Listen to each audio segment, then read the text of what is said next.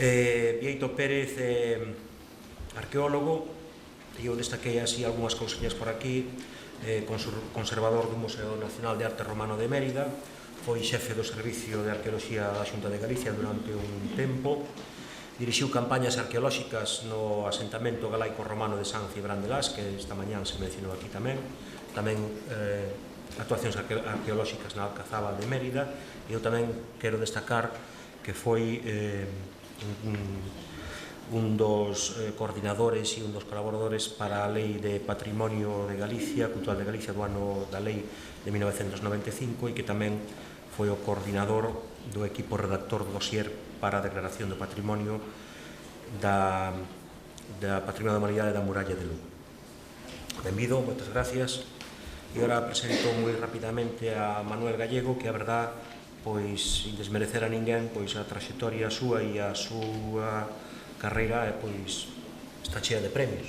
Entre eles gustaríame destacar a Medalla Castelao, tamén o Premio Nacional da Cultura Galega, Pedrón de Ouro, e tamén decir que é doutor arquitecto pola Escola Técnico Superior de Arquitectura de Madrid.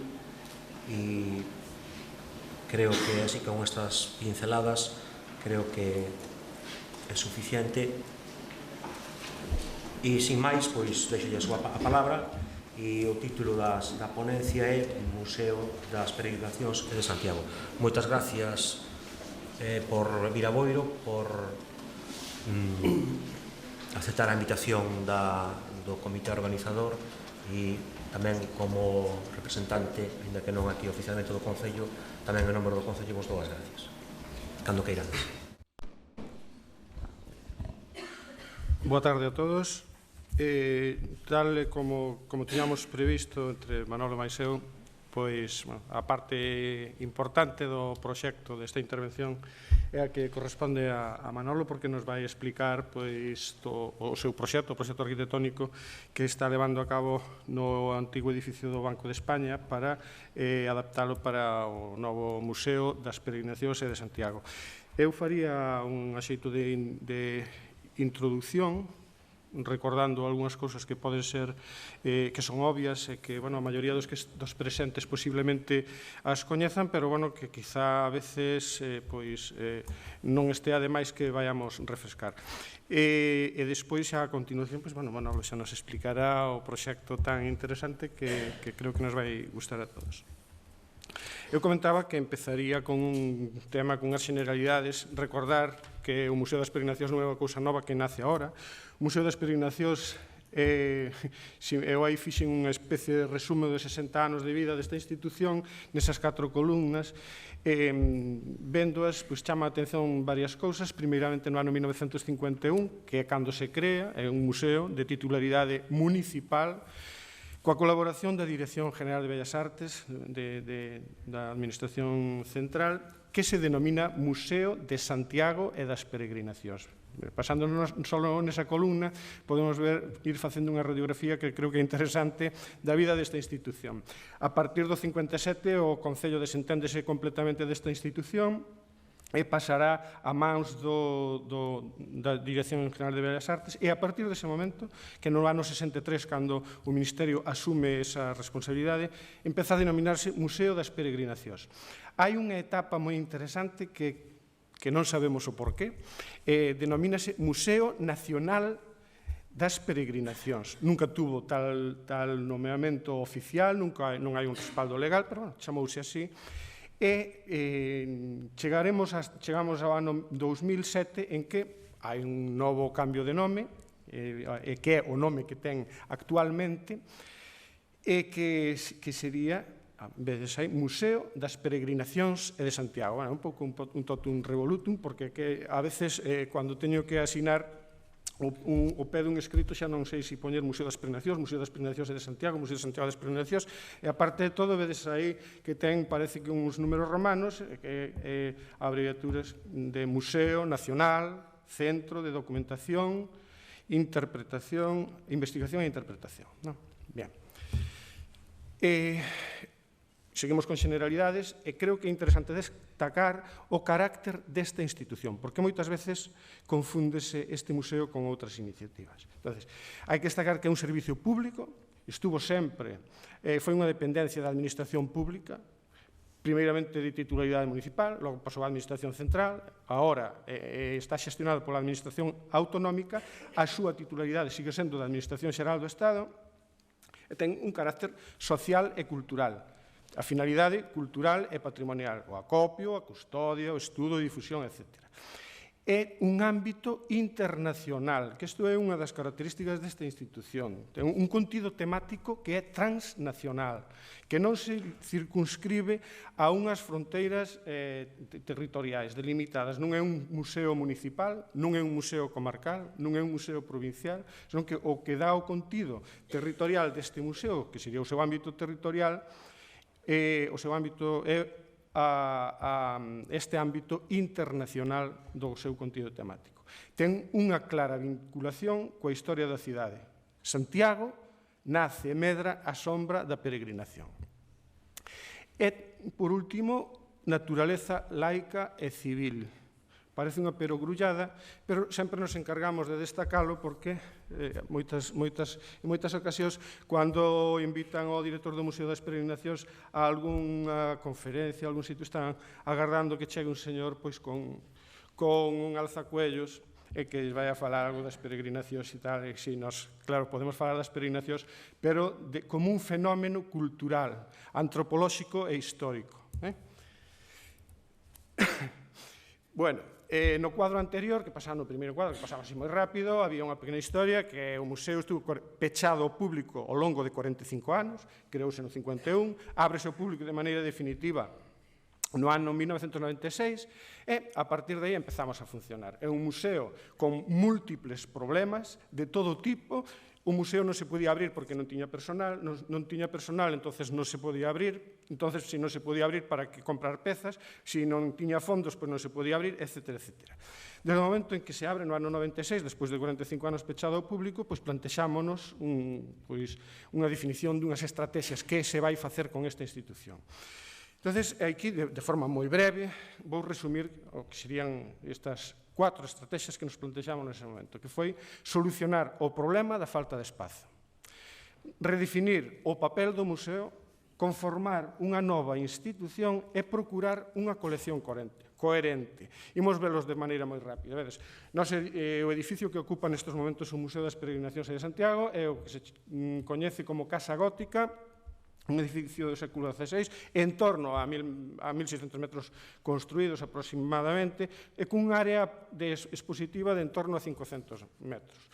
Grandes deficiencias e pouca capacidade, dificultade de acceso, pésima circulación, problemas estruturais e propostas. Facer un novo edificio, facer un museo plurinuclear ou facer un museo descentralizado, que logo xa anunciaremos un pouquiño, de maneira moi breve. Aquí vedes algúns dos problemas que tendes, que temos unha escaleira moi interesante, pero é unha escaleira que hai que subir, outra, e os problemas de almacenamento.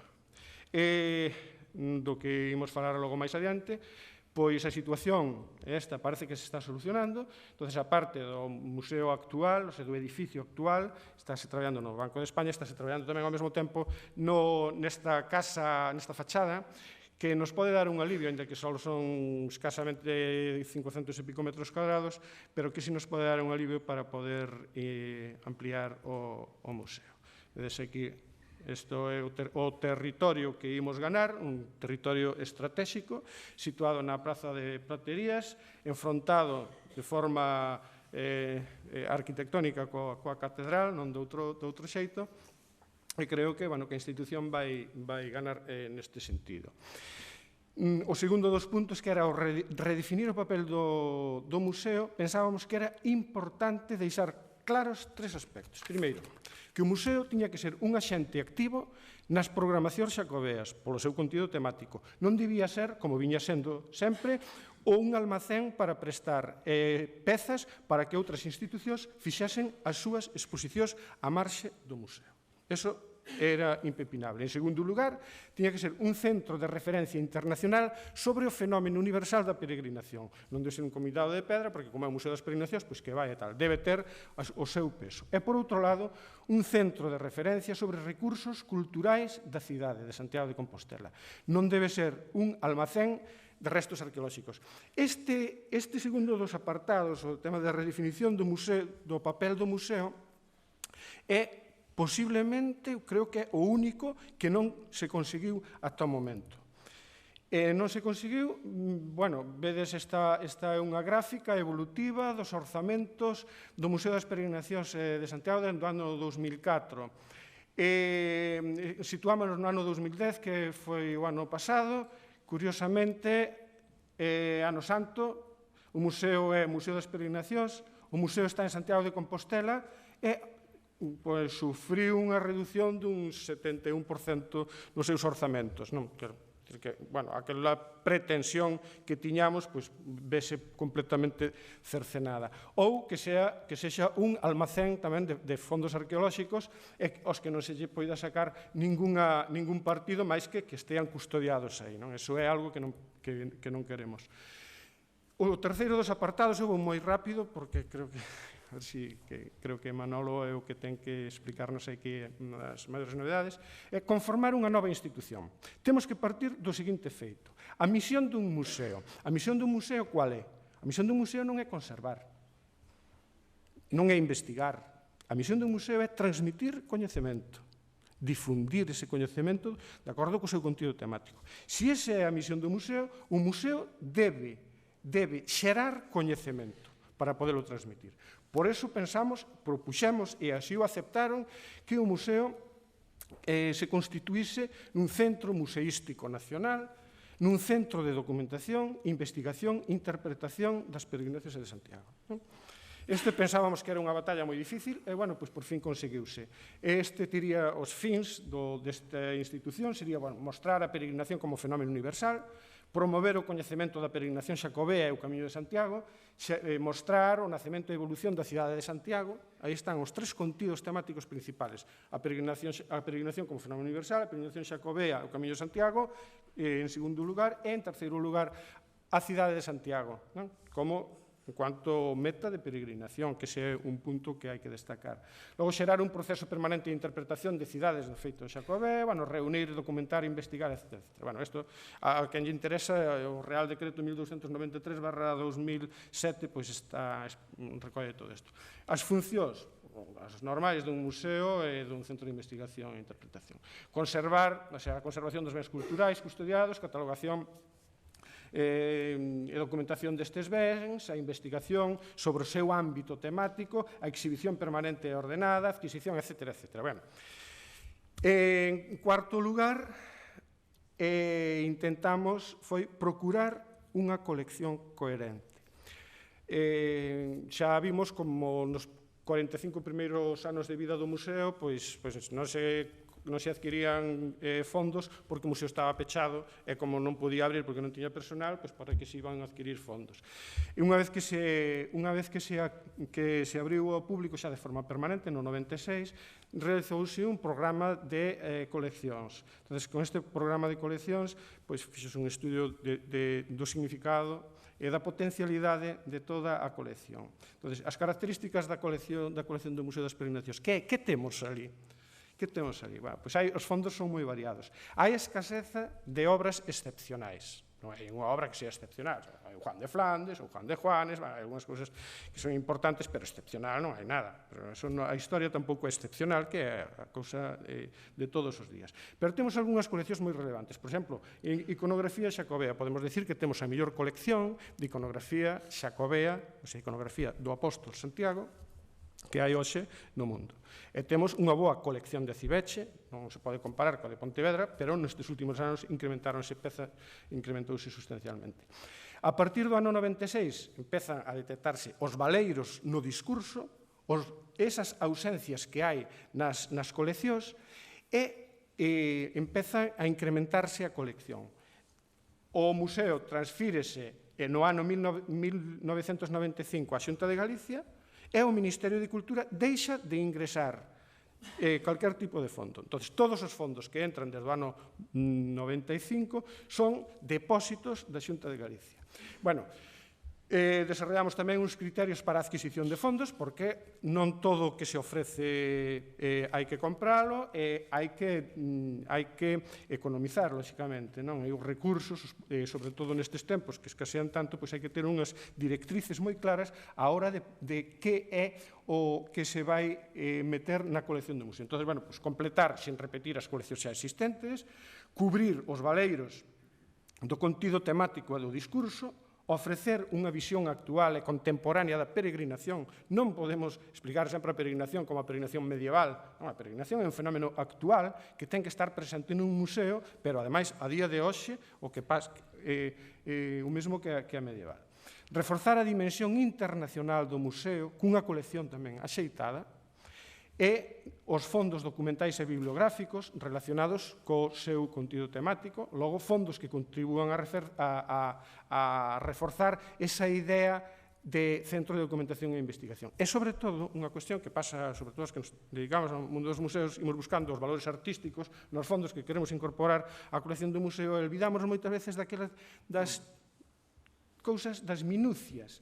Aquilo que estaba feito dunha maneira efímera e que, en realidad, están dotados duns valores culturais importantes. É o que chamamos aquí as efemerat atque minutia. Bien, estamos nun proceso de transformación, pasamos dun museo, un museo das peregrinacións, a un museo das peregrinacións de Santiago, que vai ter 3 sedes. Entón, neste proceso de transformación hai un montón de estudios previos que houve que realizar, e esta situación en sí exixe a realización do que é o plano museolóxico. Un plano museolóxico viría a ser, a nivel urbanístico, como o plan xeral de ordenamento do Concello de tal sitio. Entón, é un complexo documento constituído por múltiples estudios, no que se fai un análise e unha valoración exhaustiva da institución no momento actual e se proxecta cara ao futuro. A quen lle pode interesar, pois, bueno, os criterios para a elaboración del plan museológico do Ministerio de Cultura é o que nos dá as directrices para poder elaborar este tipo de documentos complexos.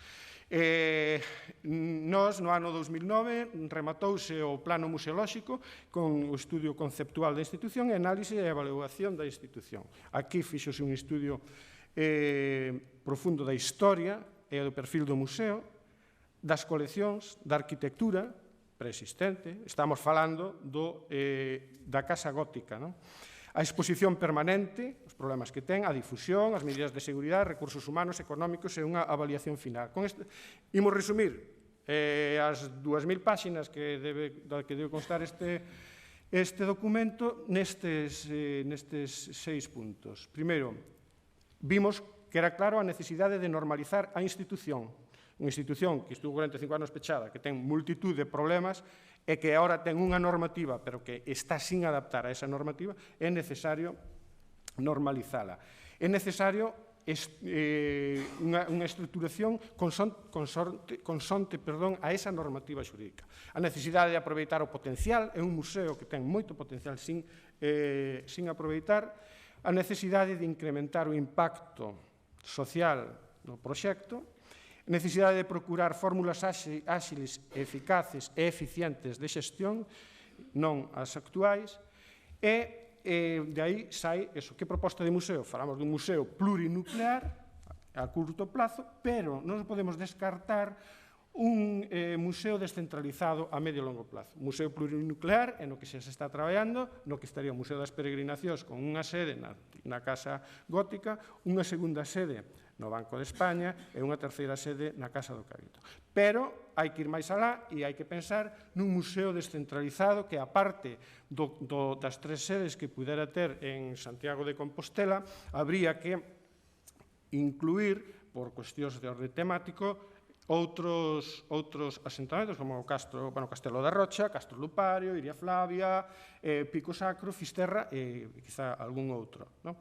Esta é unha proposta que, bueno, lóxicamente a nivel teórico e tal. E agora centraríamos nos tres edificios, os edificios que imos ter, non? Que o Banco de España, que os espacios que tería, por un lado a área de acollida, bueno, salas de atención aos grupos, sala de actos, conferencias, sala institucional de reunións, sala de exposicións permanentes, sala de exposicións temporais, etc., tamén unha cafetería.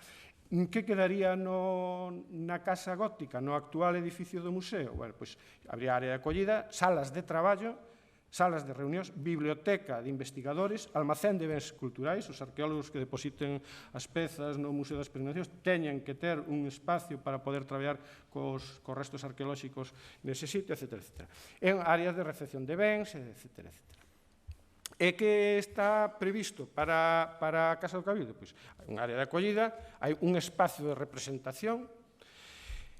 Pensamos que debe estar a tenda do museo e unha librería especializada. E o fundamental do edificio este é que posibilitar que o visitante entre no propio edificio, que analice desde o interior a plaza, a estrutura da plaza, que analice desde o interior un edificio barroco e importante como este e que poida contrastalo coa visión exterior. Bien.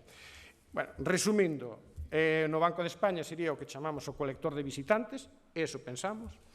O edificio da Casa Gótica, o Centro de Documentación e Investigación coa área administrativa, eso pensamos, e na Casa do Cabildo pensamos que estea esa comercialización e esa representación.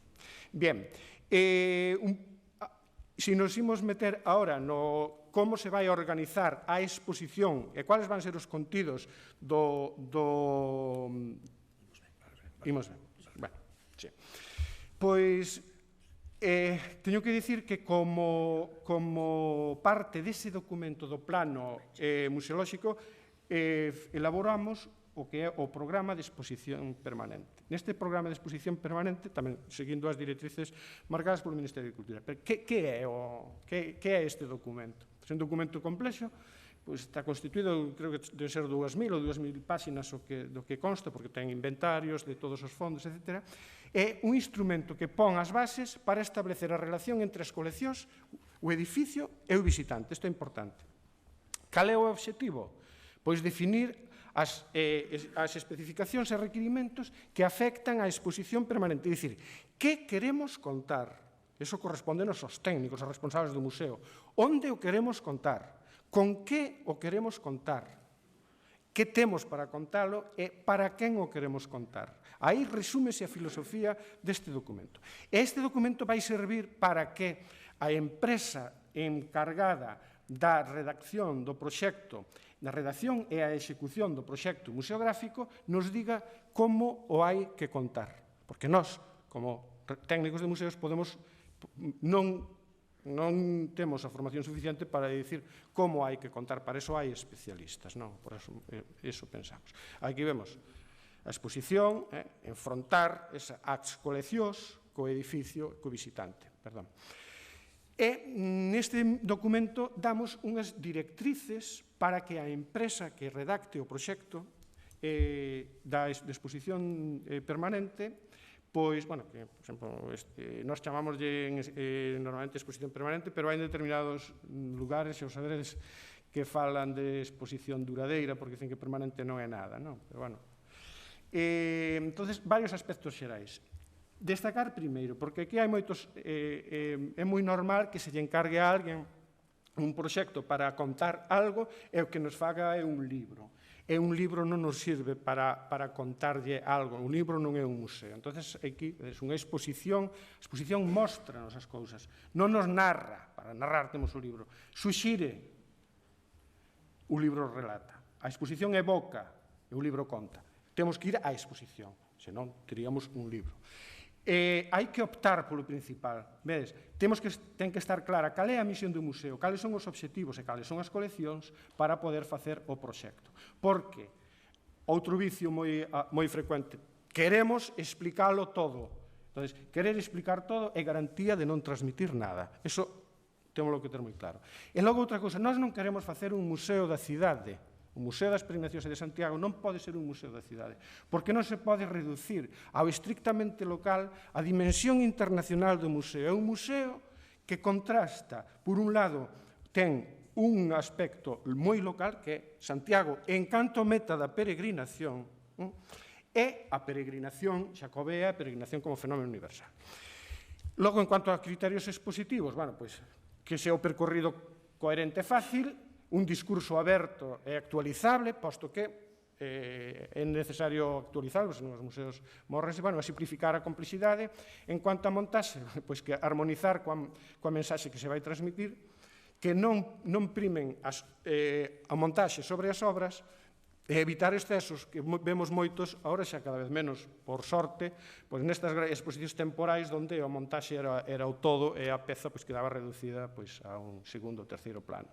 Metidos no discurso, vou dar unhas pequenas pinceladas. O discurso está constituído por unhas 72 unidades expositivas que están gradualmente secuenciadas. Por un lado, serían as áreas temáticas, os módulos expositivos en segundo lugar, as unidades temáticas e as unidades expositivas. Vou no seguinte esquema, imos parar aquí, porque creo que non há lugar o poder poñernos a explicar o contido temático. Entonces, vedes, hai primeiro unha área temática que chamar o cero, que presentar o museo ao visitante. Este é o Museo das Peregrinacións e é unha institución que se dedica a isto.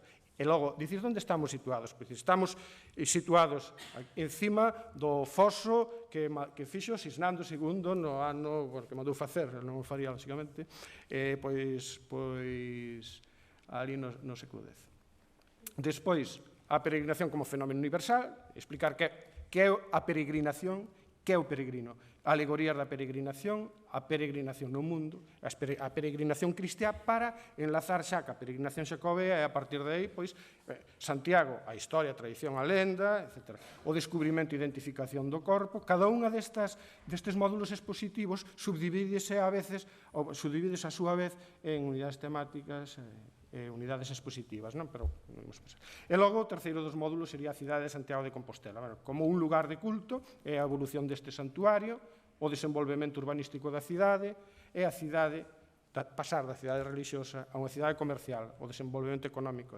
Isto, basicamente, está tratado nunhas fichas, cada unha destas unidades temáticas, cada unha destas unidades menores ten unha ficha que está constituída por 4 páxinas, onde se dice cuáles contidos temáticos, cuáles son os obxectivos que se pretenden con ese tema que se pretende introducir no discurso, que ferramentas temos para poder contarlle eso aos visitantes, tanto a nivel teórico como con fondos, material de apoio e documentación. Algo similar tamén se fixo en relación con todas e cada unha das pezas que van ir expostas ou que nos seleccionamos para que se expoñan. En total son cerca de 900 pezas ou conxuntos. En cada peza está identificada, está unha pequena descripción e logo en que área temática, en que unidade temática ten que ir e logo tamén as condicións de montaxe. Esta peza ten que ir nunha vitrina, aquela non ten que ir nunha peana e a outra hai que asociala a aquela outra, o que sea. Isto é o habitual neste tipo de documentos. Bien, eu remato enseguida. Isto é moi negro, porque é o futuro. O futuro é moi negro, pero hai un punto blanco. Sí, eso é interesante porque hai un punto blanco, pero o punto blanco está medrando, que vedelo aí, eu creo que é interesante, está medrando o punto blanco. Parece que sale un satélite por aí, e iso xa é identificable.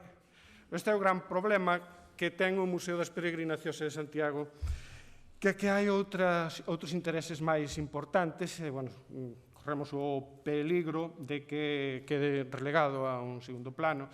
Hai que estudiar moitos a conxuntura política, a situación económica, que tamén, lógicamente, todos a temos que comprender, a oportunidade, necesidade real, demanda, interese cultural, etc. E logo Manolo vai nos... Non sei se podo usar 5 minutinhos máis? Bueno, entonces, ahora imos pasar un vídeo que fixen é unha cousa caseira, non ten nada. É un pouco para que vexades cuáles son os recursos algúns dos recursos cos que contamos nós para montar este museo. Eu aquí gustaríame que cando pasen os santos non vexades santos, vexades documentos históricos, vexades esculturas que dan unha información moi interesante. Eu creo que podedes...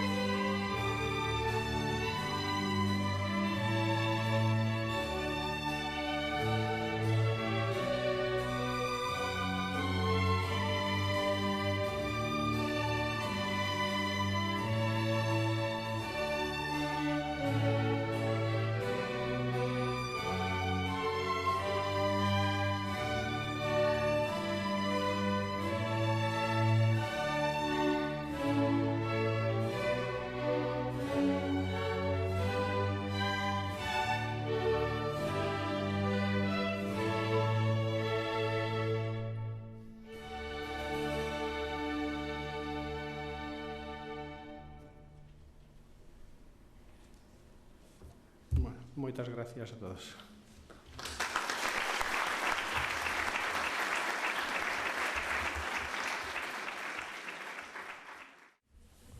Boas tardes. Non sei se escoita, non? Sí, supoño que sí. Sí. Agradezo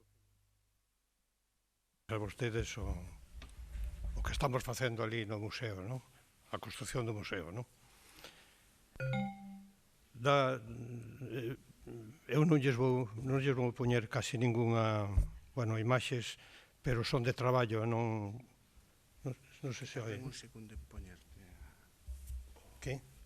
Que tardan un poquinho en poñerte. Que dicen? Están cargando. Que están cargando. Bueno, mentres tanto contolles igual, non? Mentre están cargando, non? Decía que o edificio estáse facendo, non? O estáse facendo, a verdade que a preocupación é o propio proxecto, non? E os documentos que se aportan son documentos de traballo. Entón, quere dicir que o que lle vou contar son as ideas apoiadas en algún documento que vai a ser de difícil comprensión, pero como ainda non está feito, ainda o que lles conte o que quero é o que sexa, pero hasta ahora non é nada, non?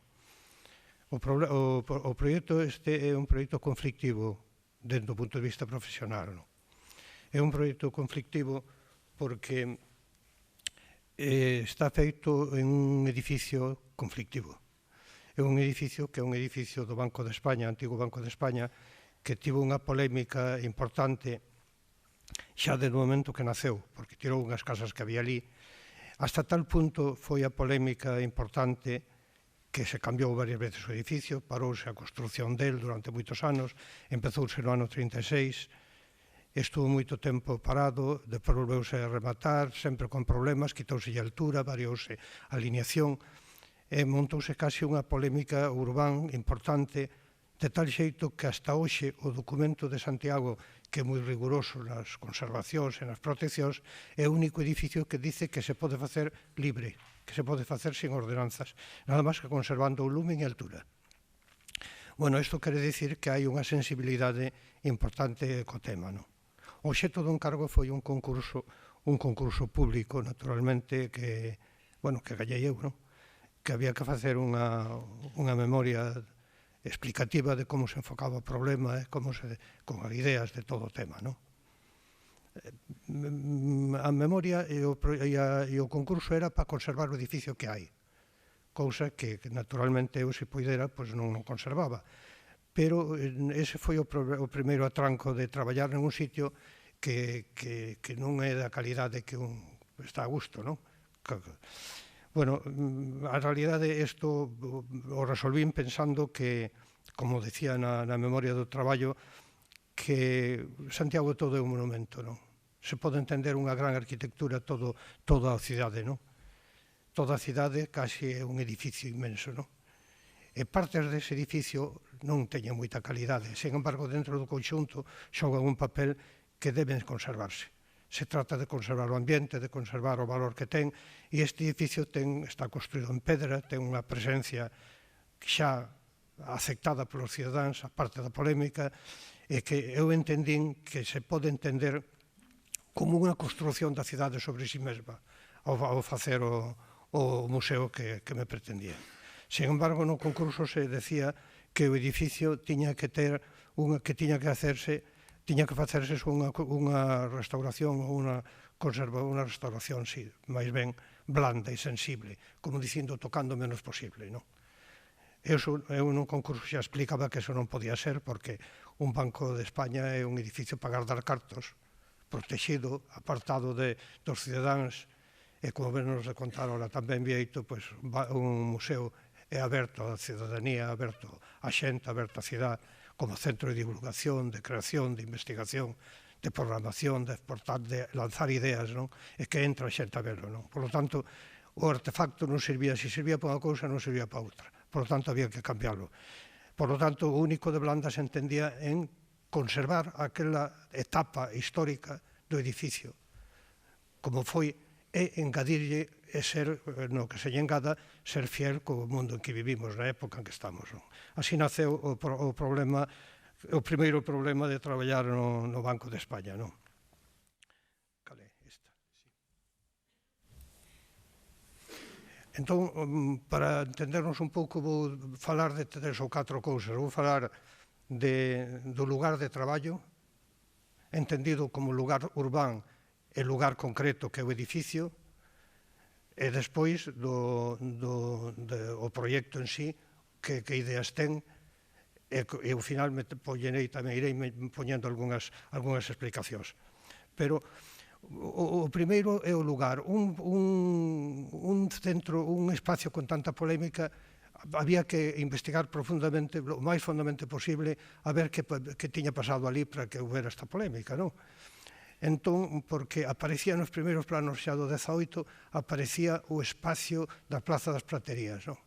A Praza das Praterías, como nos di que teño aquí o dato, bueno, Rosendo, me parece que Rosendo Valdés, no seu libro da historia urbana de Compostela do 1500 e pico ao 1700, pois non se debe precisamente a un trazado dunha vía ou un trazado, eso que no urbanismo se estudia tanto cando se estudia a relación cos edificios que hai que conservar, non? Para conservar os tipos, conservar as trazas, para conservar os parcelarios, aquilo tiñase derrubado todo ao redor e nace dunha voluntad estética, máis que unha voluntad necesaria, dunha necesidade física, nace dunha necesidade estética de cambiar e de valorar a imaxe da catedral derribando e facendo un espacio ao redor que tuvera categoría, non?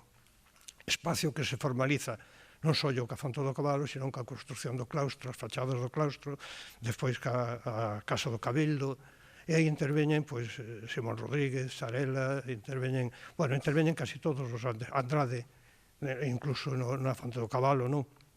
Interveñen unha gran cantidad de arquitectos ao longo dos anos, non? Entón, o primeiro que encontramos é que é un espacio creado completamente novo, creado por unha voluntad de ordenanza, de ordenación estética do espacio. Isto é o primeiro que encontramos. E o segundo problema que se atacaba, que se lle achacaba á construción do banco, fora que derrubara unhas casas, as casas de Espinosa, de Andrade, e que invadiran un pouco o espacio da Praza de Praterías para taponar a boca da salida da Rúa do Villar, non? De tal xeito que tapaban un pouco a vista da catedral, vamos. Eu sempre dudei desta opinión que era moi popular, non? Porque o espacio medieval non é un espacio barroco, non é un espacio amplo, non é un espacio de perspectivas, non?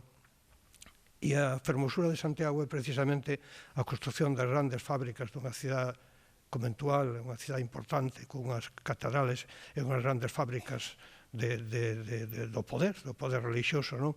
E de todo o que significaba, co miúdo das construccións pequenas que van dando unha relación entre elas, unha dialéctica que era tan estimulante e tan maravillosa como é no caso de Santiago. Reconstruímos, buscamos información, bueno, aí vese como aparece sempre as Praterías, como aparece a Quintana, como aparece xa desde o século XVIII, non? Reconstruímos e encontramos este planiño en que aparecen as antiguas casas primeiras de construcción do banco. E vense as famosas casas, as conocidas casas Espinosas, e como aparecen invadendo o que se decía. Co cal eu quedeme moi tranquilo porque, polo menos, estábamos recuperando unha parcela antigua, pero non estamos consagrando un atraco, non? Como podía ser un derrube e unha transformación tan radical e tan prepotente da propiedade, non? Entón, este é o planiño que demostraba que non sei como se tiña falado tanto porque estaba ao alcance de todo o mundo, non foi ningún problema encontrarlo, non?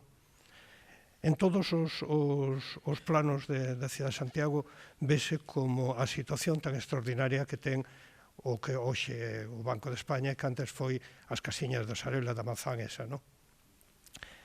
Tan extraordinario que parece que o cerne un dos cernes de Santiago é das peregrinacións, non? Un peregrino que chega a Santiago, que se mete en ese museo, pode pensar que o mellor está fora.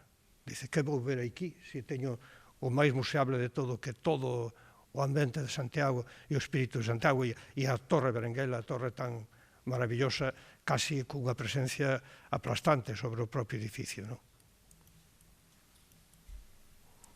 Bueno, aquí se ve moi ben o edificio, aquí ven ustedes, non? Esta Casa da Conga, esta Rúa do Conga, e este é o edificio xa do Banco de España, non? Fíxense ustedes como este edificio xa empeza a chamarnos a atención de que aparecen aquí uns patios tan extraños na construción de Santiago, non? E que son uns patios para que lle entre luz ao sitio de maniobra do banco, que está aquí abaixo, non? E ao soto que está debaixo.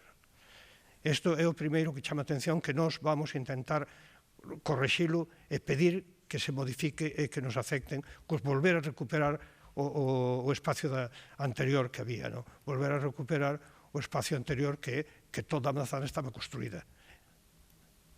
Que toda estaba construída e non retiraran aquí un espacio que era o que parecía que era accidental, non? Bueno, aquí ven o patio no mesmo plano, aquí ven o patio de que veño falando, que é un dos primeiros síntomas de implantación no urbán en que chama a atención do edificio, non? Que non é moi doado, non? Descendendo, isto xa facendo un traballo nos de pequena investigación, vimos hasta que punto está construída xa a Casa da Conga, e estas son as casas de paredes, non? E vemos como desde principios de 1700 a 1936, cando se empeza, van variando as propias construcións, como esta idea de que as casas na cidade non se moven é mentira, non? O que permanece, por eso é o que se protexe, e moitas veces é o parcelario, non? E o tipo constructivo, que o organizativo, que indica un pouco a referencia social, a referencia cultural daquele momento, non? Pero aquí veíase moi ben como esta obsesión por conservar non era tal, era a cidade crecendo sobre a mesma, e como un principio son 3 casas que se lle crece a cuberta, as ventanas da planta baixa, as ventanas transformanse en balcóns, vaise cambiando, non? Vaise cambiando, aquí están as fotos das casas antiguas, da Casa de Andrade, que era esta, e do que había ali, non? Naturalmente, a polémica era lóxica, porque sustituían a riqueza dun parcelario fragmentado e dunha visión da cidade tan urbana, en trociños, con un edificio tan prepotente como era o que estamos vendo, non? Aquí se volve a ver, aquí xa co edificio de Sarela, e aquí xa se ven os edificios estes, xa con portas en lugar de ventás. E vemos despois como se derruba, como antes se transforman en 2 grandes edificios antes da actuación de derrube, e como se vacía, como se deixa baleiro no ano 45. Despois acabase no 49. Que hai unhas fotos desto, que é unha visión moi sorprendente, non? Estas son visións antigas. Aí que está.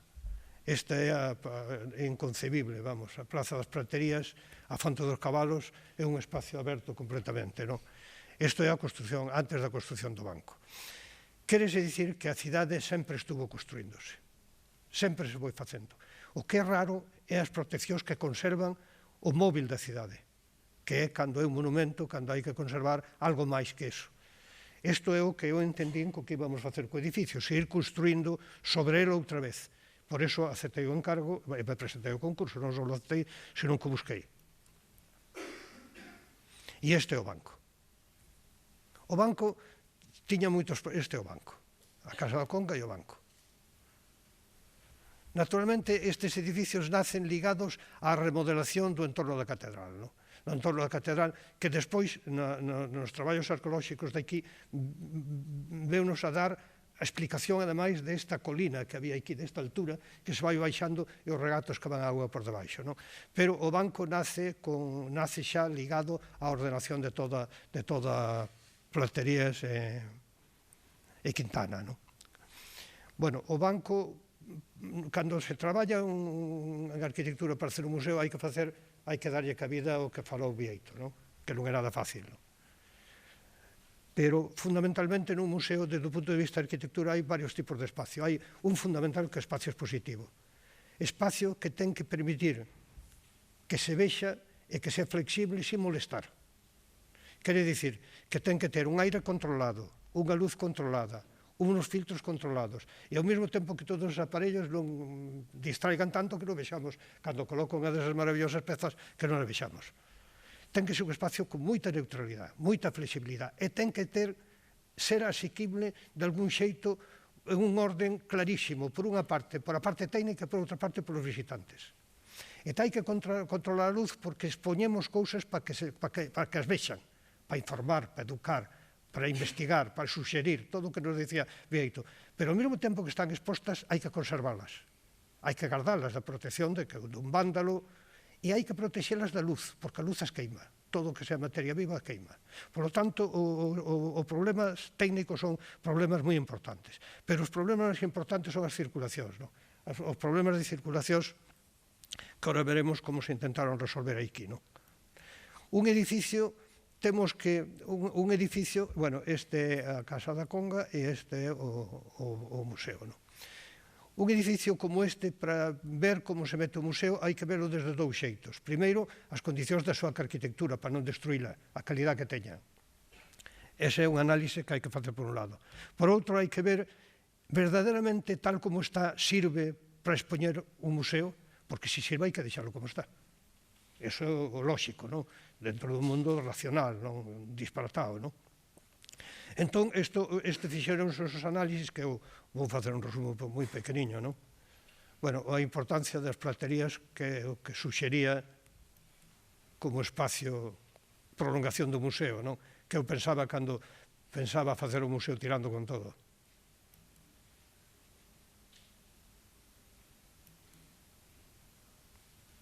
O edificio ten varios problemas.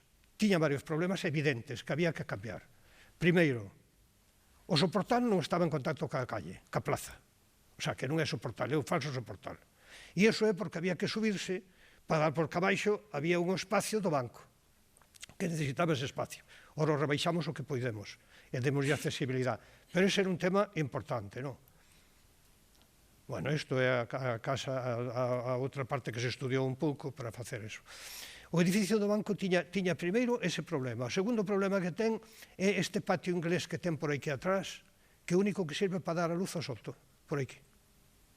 Pero que, sin embargo, desaproveita e rompe o tecido urbano de Santiago dunha forma tremenda. Cando un pasaba por allí, a mí sempre me chamaba a atención aquelo tan extraño, tan incómodo, Pero despois tiña máis problemas. Debaixo unha cámara acorazada inutilizable, a non ser que expuxéramos unha cámara acorazada, que non penso que teña moito interés. Aunque era moi interesante, pero non para os nosos traballos. Despois tiña que, con tanto énfasis como parecía que era un edificio poderoso, o Banco de España, pois casi todo era fachenda, Todo é, porque despois, cando anduvemos aquí, vimos que os muros estaban medio podres, despois fixemos un estudio de toda a estructura. E claro, feito durante a guerra, pois o ferro e o formigón mal. Pero o peor de todo era que todo este espacio era unha sucursal bancaria, donde para subir había que primeiro subir, logo baixar, estaba cheo de escaleiras, con unhas escaleiras que non se iban para nada. Porque fundamentalmente era un edificio de vivendas. Unha vivenda importante na planta primeira, sería o director, e outras vivendas no segundo. E o desván, o fallo, pois non era nada, porque estaba ao leiro, non se utilizaba, Entón, había que non nos servía. Fixemos, ademais, un estudio de toda a estructura, con catas e todo, e comprobamos que non valía. O cal a min alegroume, porque senón, non sei como aquí non se podía meter un museo. Vamos, claramente non se podía facer. Todo el ten un conxunto de 2.500-3.000 metros, que é un espacio pequeno. Pequeno e xusto para o que comentaba antes o director. É un espacio moi xusto e que hai que apañarse co que hai. Pero, lógica comparada con outros museos, un espacio moi pequeno, moi cativo. Cando fixen o proxecto, eu non podía esquecer isto. Este é un esquema da Torre da Berenguela, da Torre da Catedral, e este é o museiño onde nós estamos, aquí abaixo. A mí parecíame que, cando se fai un museo, hai que facer isto de que os espacios positivos sean flexibles, que os sitios de servicios e de acollida sean espacios que funcionen, que estén acondicionados, que estén no seu sitio, que que os sitios de traballo sean sitios tranquilos, que sean sitios de traballo, pero os espacios comuns é onde o arquitecto pode pensar que pode ter unha liberdade, non? E era eu pensando onde desde a entrada e desde a escaleira se pudera xa empezar a ver a presencia da catedral, non? Dicindo que era como a última etapa do Camiño de Santiago, que se recorrían as salas e desde ela, e desde a planta última, hai unha ventaniña aquí onde se ven todas as torres da catedral. Se ven agora, pero se verán, porque agora non está en estructura, non? Bueno, isto é o que poñemos aí cando se miraba con todo elo, non? O edificio tamén ten algo que é moi extraño, tiña algo moi extraño, que é este alero que ten aquí, un alero de tella, que non ten nada, non é o único que había en Santiago, aí se ve tamén, non? Este patio, e o edificio se preocupaba da fachada, deste corpo central. Depois, se íbamos andando por detrás, todo perdía importancia, non? As ventás eran casi dunha vivenda, ou isto iba perdendo importancia, o sea que é un edificio que, aparte de a proporción e as condicións propias del pouco afortunadas, é un edificio de Madariaga, que é un arquitecto que traballa, Romualdo Madariaga, que traballa en todos os bancos de España, de toda España. E son casi prototipos que debían estar consensuados ou dictados ou que lle gustaba a él, non? Pero que servían tanto para Salamanca como servían para Santiago, non? E a verdade é que aquí non é un espacio moi atractivo, non?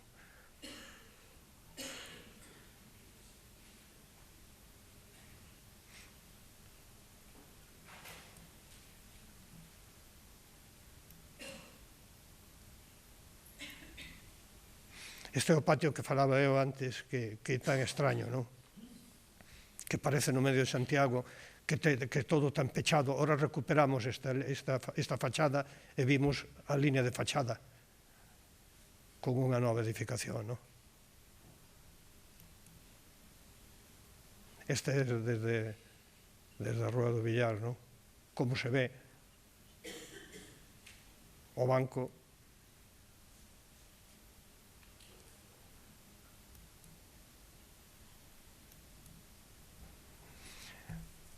O edificio primeiro conservaba unha parte de chaflán na cimentación e estaba cheo de pilares, non?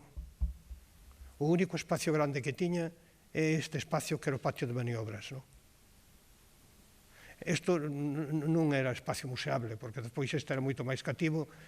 Aquí había que subir unhas escaleiras para entrar, aquí había outras escaleiras de subida, e despois baixar. E despois tiña un ascensor, porque empezouse o edificio cunha cimentación en chaflán.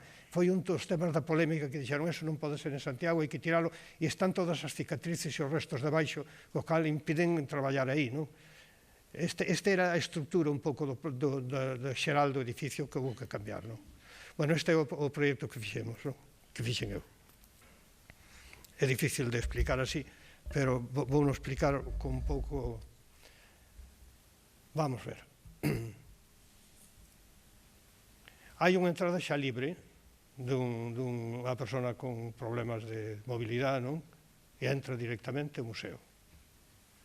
Hai unha parte de circulación da xente, que é esta, unha escaleira principal, unha escaleira protexida e un ascensor, con minusvalía tamén capaz. É unha área de control e de acollida, pequeno, despois está baixo.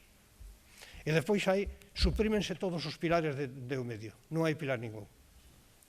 Móntanse dúas grandes vigas aquí e todo isto é o museo, o espacio.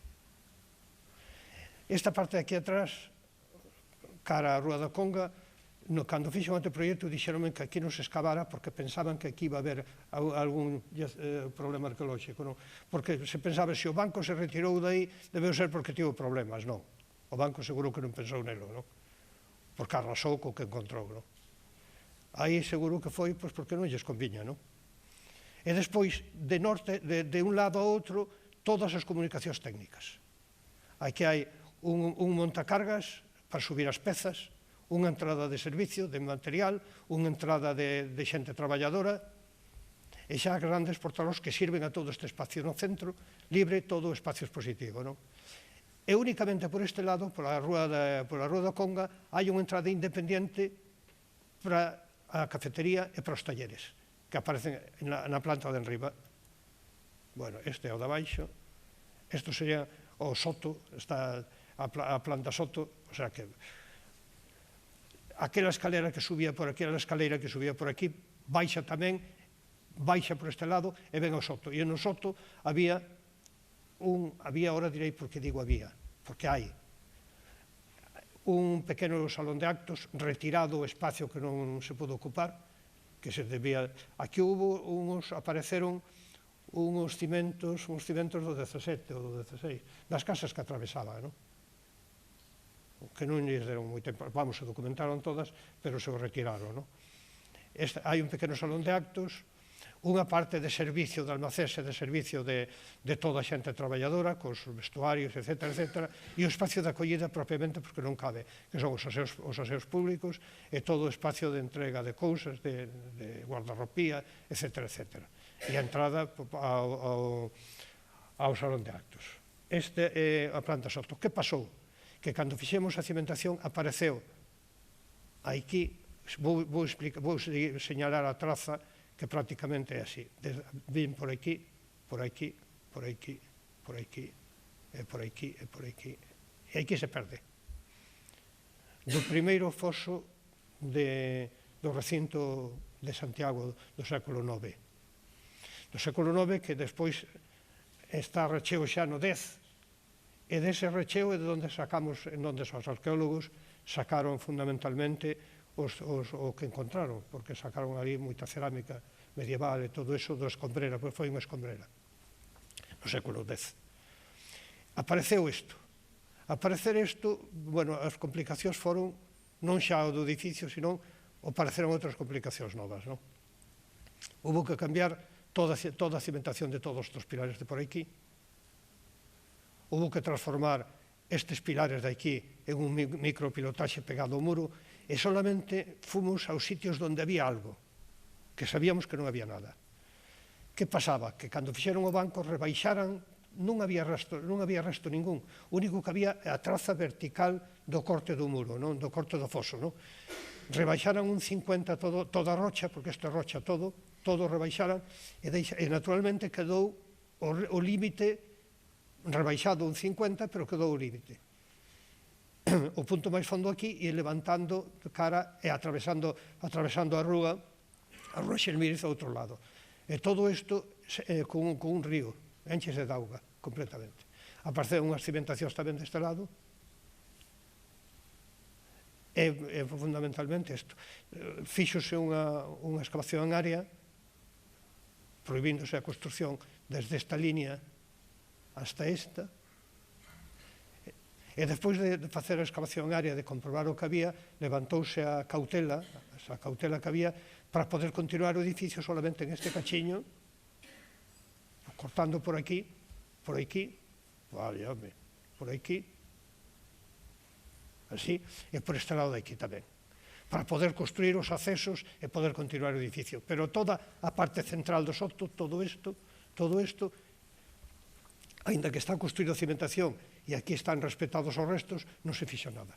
Pero si se preparou un sistema estructural que cando se faga, se algún día acordan pechalo, tapalo, pois se poida facer sin tocar absolutamente a estructura. Todo isto costou unha chea de cartos, pero bastante, non? E ademais retrasou moitísimo a construción das obras, non? Pero podese facer perfectamente. A realidade é que ahora é un problema porque temos aquí un lago medio río, porque corre lentamente por un aliviadeiro que tiña aquí. Corre, xa sabemos a onde vai, que tardamos moito en conocelo, tuvemos que meter un sensor destes aparatos. E temos todo isto cheo de agua. E estamos pendentes de que se decida como se musealiza isto. O problema é que esta ten unha humedade terrorífica sobre a estructura e, ademais, é moi difícil musealizar, porque hai que quitarlle toda a humedade, supón un problema grave de costo, e o que máis me preocupa a min é que Normalmente, cando se deseca un terreo, varíanse as condicións geotécnicas do terreo, non? Estou pensando que a Torre Berenguela se transforma na Torre de Pisa, non? Unha cousa así, non? Entón, a min, eu din informes dicindo que o deixaran como está, que non anden tocando aí, porque xa teño algunha experiencia de empezar a sacar auga en un lado dunha rúa e a casa de enfrente empezar a torcerse. Non é a primeira vez que me pasa. Conozo moitos casos desos, de peritacións e problemas desos. Entón, parece, aínda que rocha todo, parece que é sensato que se tome unha decisión pronta. Por que esta decisión ten unha certa premura? Primeiro, porque temos sin rematar o edificio, vai a quedar sin rematar a franxa central, non? A franxa central vai a quedar sin rematar. Pero aparte deso, como este edificio tivose que facer cunhas condicións excepcionales, porque entrando os camións a 6 da mañán, traballando hasta as 10 da mañán, porque está no centro de Santiago, no casco, non se pudo facer, tuvo que facerse de formigón o mínimo, para que entraran os camións máis pequenos. E o resto foron pezas metálicas como prefabricadas, cortadas en taller, medidas que extraían, viñamos con elas e soldábamos. O sea que foi un edificio complicado, non? Porque é un edificio histórico que ten os muros que parece que son dun espesor e logo resulta que son variables, pois andar facendo pezas que son prefabricadas de ferro non é fácil, non? Pero, bueno, o caso é que temos unha estrutura de ferro en riba de toda a auga aí. Entón, estuve ali abaixo e rezumaba auga por todos os lados. Ainda que vamos a tratar e que non se vai a caer, vamos, pero que é un problema que convén tomar esta decisión que ando detrás dela sempre, non? Bueno, na planta seguinte teríamos a sala dos balcóns que sería exposicións temporais, según creo. Pregunto yo a él porque, pero vamos, isto temos falado xa nós, ahora estou escenificando aquí. E xa volve outra vez a ter unha parte central de movimento, unha escaleira aberta, que é un pouco a que desde ela se vai vendo a catedral, a torre da catedral, se sabe onde se está, non? E unha escaleira protegida según todos os códigos e os técnicos e todas as normas que hai hoxe en día, non? E despois a gran sala central. Non podemos variar as alturas dos pisos, porque temos a fachada que ten unhas ventanas, e a altura da ventana ven a altura do piso, entón non vai a quedar polo medio, non? Entón, este museo, que respetamos seriamente, científicamente, o que é o edificio antigo, ainda que non me guste, eso non ten nada que ver. Isto é por aquí, por aí, hasta lá é isto. E isto, de abaixo, todo isto se conserva.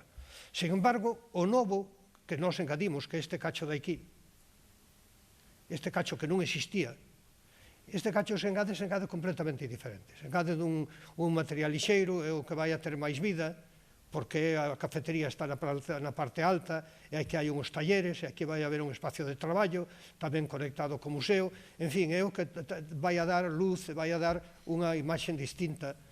É unha cousa de vidro que se aparta do edificio para non andar pegándose aí. Unha cousa é que científicamente ou seriamente respetemos un edificio antigo, cando traballamos. Outra cosa é que nos mezclemos de forma promiscua. Aquí cada un no seu sitio. Nós estamos separados prudentemente e deixamos unha xunta e desde ela vese tamén a catedral e é un gran espectáculo, o mesmo que desde a cafetería, que é o gran atractivo des que suba a xente para ver un punto inédito de Santiago.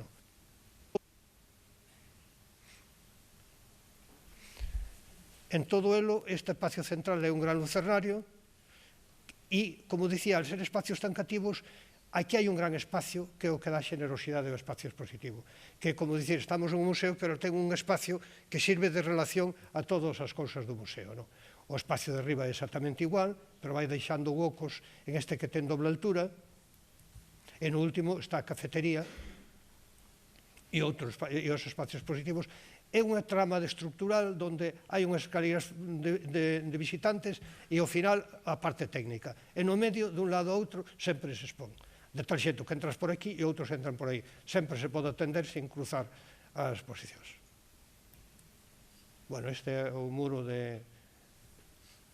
en papel así dibuixado que non vai a ter nada que ver co que vai a facerse. E aquí están as seccións con este gran espacio central que ten esta altura, e que ven, aquí va estar o órgano, e que ven o espacio por aquí, cortado polo salón de actos. Este polo lucernario central, o sitio de vidrio, este é o que é de vidrio, este cachiño, o resto é museo todo. E estas son as maquetas que fixemos desmontable para levar a obra que poderán saber como é, porque é un pouco complicado, non? Aquelo que tiña xa se pode entrar no soportal de frente, está aberto ao público, non é como aquelo que era un banco que non se podía pasar. Este é o gran lucernario, sei que digo. A rúa esta, tanto unha como outra, é moi estreita e non se ve casi nada, non?